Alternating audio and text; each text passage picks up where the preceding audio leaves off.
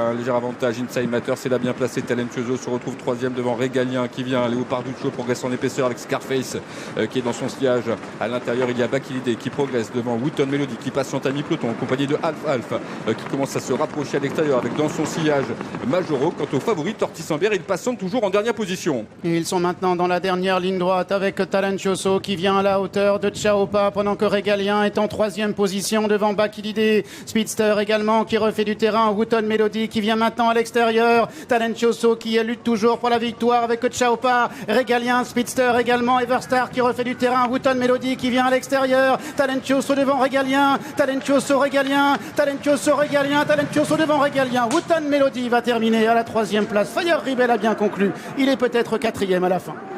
Ouais, et c'est un succès donc pour Talentuoso qui a résisté à Régalien. Troisième place pour le numéro 9, Wooton Melody. Pour la quatrième place, ça se joue entre Chaopa et Fire Rebel. On regarde le passage du poteau. Stéphane, Chaopa le long de la corde, qui a peut-être gardé cette quatrième place. Ça dépend de Fire Rebel.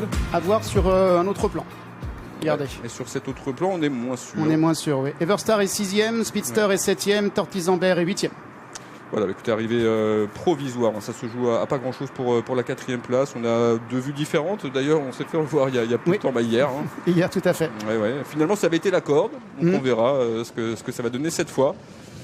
Toujours est-il que le succès est enfin là pour Talentuoso, qui a été monté en grande confiance par Marvin Grandin, qui l'a placé aux avant-postes. Et le cheval a su repousser toutes les attaques. Il y a un cheval qui n'a pas été très heureux, ce Régalien quand même. Kazakh bleu, regardez. Et il va pourtant réussir à terminer au deuxième rang.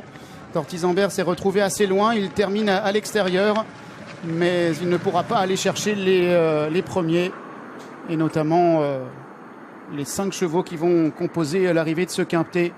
Le 8, le 14, le 9, ensuite le 4, Chaopa à la photo avec le numéro 6, Fire Rebel. Comme on pouvait le craindre pour le favori, Tortis-Ambert, il s'est retrouvé loin, ça a été compliqué, il n'a pas été en mesure de jouer un premier rôle ici. En revanche, je reste sur ma fin avec Alf qui a une bonne course, mais qui n'a pas été capable d'accélérer comme l'autre jour. Et globalement, nous trouvons des chevaux assez joués, hormis le 14, Régalien, qui était à 19 contre 1.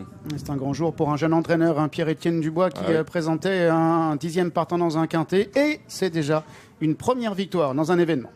Allez, regardons la vue de l'intérieur. Chaopa a été tenace.